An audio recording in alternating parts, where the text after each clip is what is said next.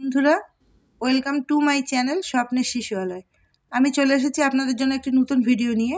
এটি হচ্ছে আমাদের তৃতীয় শনিবার থার্ড স্যাটারডে মিটিংয়ের প্রতিবেদন লেখার ফরম্যাট। আমরা কিভাবে এই ফরম্যাটটি ফিল আপ করবো সে বিষয়ে এখানে বলছি। আমার যেহেতু ভাঙড়ে এক সুসংহত শিশু বিকাশ সেবা প্রকল্প, আমার জেলা দক্ষিণ চব্বিশ পরগনা অঙ্গনারী কর্মী ও স্বাস্থ্যকর্মীর মাসিক প্রতিবেদন।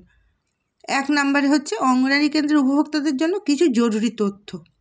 মোট জনসংখ্যা, তাহলে যার যেমন জনসংখ্যা সে প্রথমে এখানে লিখবেন, তারপর ব্র্যাকেট দিয়ে পরিবার লিখবেন। জনসংখ্যার পরিবার কিন্তু এক নয়। জনসংখ্যা যদি কারোর 1000 হয়, পরিবার হচ্ছে যত হাঁড়ি তত বাড়ি, সেই হিসেবে পরিবার এখানে লিখবেন। মোট উপভোক্তা, এখানে মোট উপভোক্তা বলতে 0 থেকে 3 বছর, 3 থেকে 6 বছর, গর্ভবতী মা, প্রসূতি মা এবং কিশোরী মেয়ে। কিশোরী মেয়েদের এখানে ধরার দরকার নেই, কারণ ওরা আমাদের কেন্দ্র থেকে কোনো পরিপূরক পুষ্টি পায় না। এখানে আপনার শিশুর সংখ্যা 0 থেকে 3, শিশু সংখ্যা 3 থেকে 6, গর্ভবতী মা, প্রসূতি মা, এইগুলো আপনি যোগ করে এখানে মোট উপভোক্তা বসাবেন। তারপর এমনি আপনার এলাকায় সার্ভে এরিয়া যত কিশোরী মেয়ে আছে এখানে আপনি লিখবেন।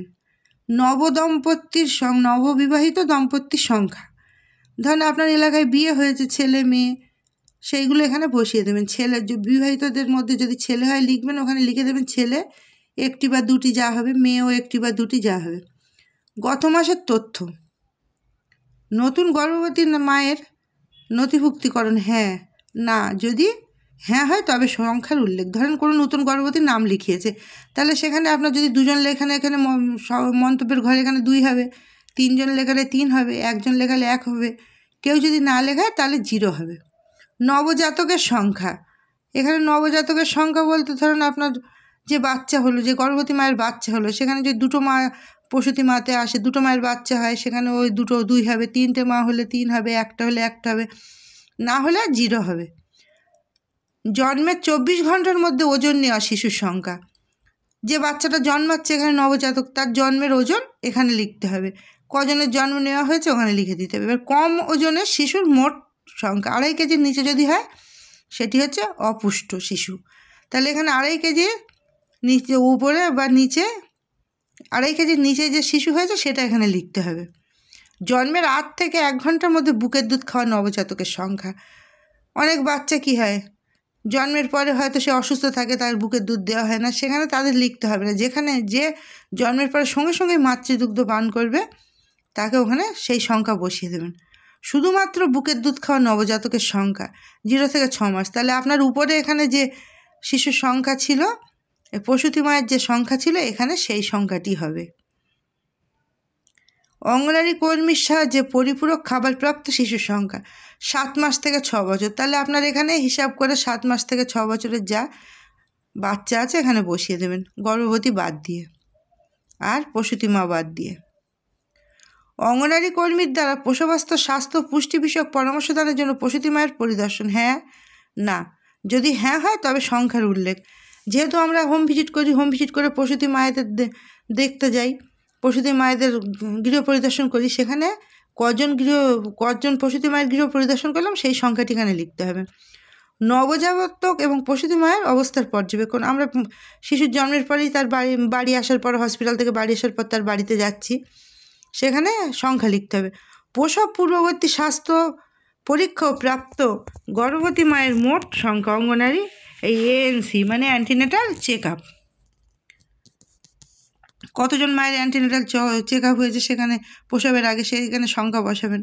অঙ্গনারী কর্মীর দ্বারা 100টি আয়রন ফলিক অ্যাসিড বড়িপ্রাপ্ত গর্ভবতী মায়ের মোট সংখ্যা, যেহেতু আমরা আয়রন বা ফলিক অ্যাসিড দিই না, তাহলে এখানে 0 হবে। বা প্রসবের ক্ষেত্রেও সাব সেন্টারে হয়, আমরা করি না, সেই হিসেবে আপনারা লিখবেন যে কতগুলো মা অ্যান্টিনেটাল চেক আপের জন্য আছে, সেগুলো আপনারা ওখানে সংখ্যা বসিয়ে দেবেন। কিন্তু প্রত্যেকে সাব সেন্টারে VHNDর দিন তাদের পরীক্ষা করা হয়। অঙ্গনারী কর্মীর দ্বারা 100টি আয়রন ফলিক অ্যাসিড বড়িপ্রাপ্ত গর্ভবতী মায়ের সংখ্যা, যেহেতু আমরা দিন এখানে 0 বসাবেন। আগামী মাসে টিকাকরণের জন্য চিহ্নিত গর্ভবতী মায়ের সংখ্যা, ধরেন একটা মা ফার্স্ট ডোজ পেলো TD, পরের মাসে সে পাবে, কে কে পরের মাসে পাবে, সে পেলো বা যে পায়নি সে পেলো, সেইগুলো পরের মাসে যারা টিকাকরণ হবে বা নূতন মা যে টিকা পাবে সেগুলো এখানে সংখ্যা লিখবেন। মোট নিম্নলিখিত প্রতিষেধক প্রাপ্ত শিশুর সংখ্যা। বিসিজি, জন্মের পরেই শিশুর প্রথম প্রতিষেধক হচ্ছে বিসিজি।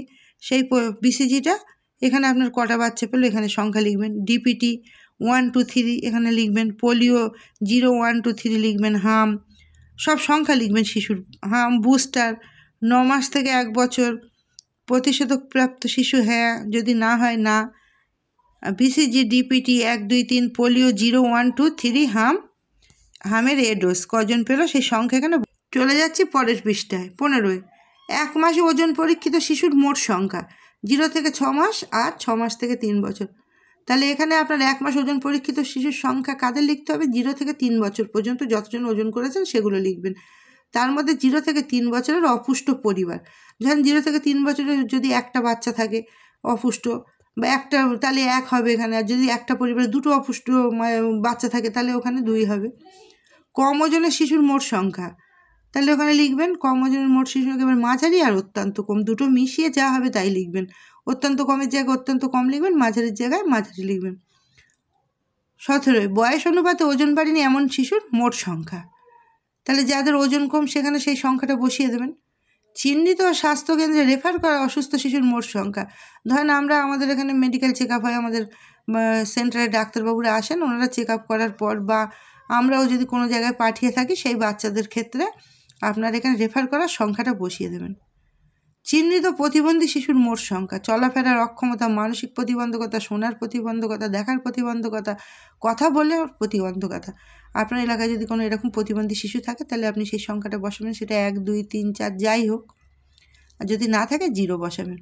সারা মাসে মোট কতগুলি মায়েদের সভা অনুষ্ঠিত হয়েছে? আমাদের মাতৃসভা হয় এক ছাড়া একাধিকবার হয়। আপনি যদি একটি সভা করেন 1 লিখবেন, 2টি করলে 2 লিখবেন, 3টি করলে 3 লিখবেন। সারা মাসে নবজাতকের শিশু মৃত্যুর সংখ্যা হ্যাঁ না হলে সংখ্যার উল্লেখ করুন, এবং যদি মারা যায় মা বা সেই শিশু মারা যায় তাহলে সে কী কারণে মারা গেল তার ডিটেলসটা এখানে লিখে দিতে হবে। সারা মাসে গর্ভবতী মহিলা প্রসূতি মহিলার মৃত্যুর সংখ্যা হ্যাঁ বা না হলে সংখ্যার উল্লেখ। গর্ভবতী বা প্রসূতি মহিলা যদি মারা যায় সেই সংখ্যা ওখানে উল্লেখ করবেন এবং কী কারণে মারা গেল সেটা লিখে দিতে হবে। মাসিক স্বাস্থ্য পুষ্টি দিবস পালন হ্যাঁ না, আমরা মাসিক স্বাস্থ্য পুষ্টি দিবস পালন করি, সেই জন্য এখানে হ্যাঁ হবে। একটি হলে 1।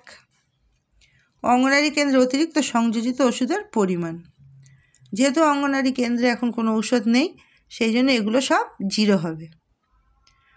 অন্য কোনো গুরুত্বপূর্ণ বিষয়, উদাহরণ ডায়রিয়ার প্রাদুর্ভাব, ম্যালেরিয়ার প্রবণ এলাকার বিভিন্ন বিষয়, দুর্বল অসুস্থ শিশু, এলাকায় যদি বিপর্যয় কোনো বিষয় হয় বা দুর্বল অসুস্থ শিশু, মায়ের প্রতি বিশেষ নজরদারি।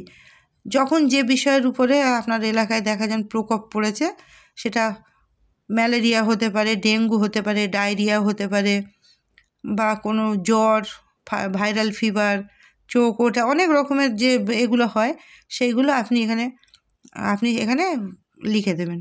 গুরুত্বপূর্ণ বিষয়ের উপর নজরদারি দেওয়ার জন্য আপনি এখানে বকলমে লিখবেন। তারপর লাস্টে মাস, যে মাসে আপনি জমা দিচ্ছেন থার্ড স্যাটারডে মিটিংয়ের দিন সেই মাস লিখবেন, কেন্দ্র নাম্বার লিখবেন আর কর্মী সই করবেন। আজকের ভিডিওটি ছিল এই পর্যন্ত। যদি ভালো লেগে থাকে লাইক, কমেন্ট এবং শেয়ার করুন এবং আমার চ্যানেলটিকে সাবস্ক্রাইব করুন। ধন্যবাদ।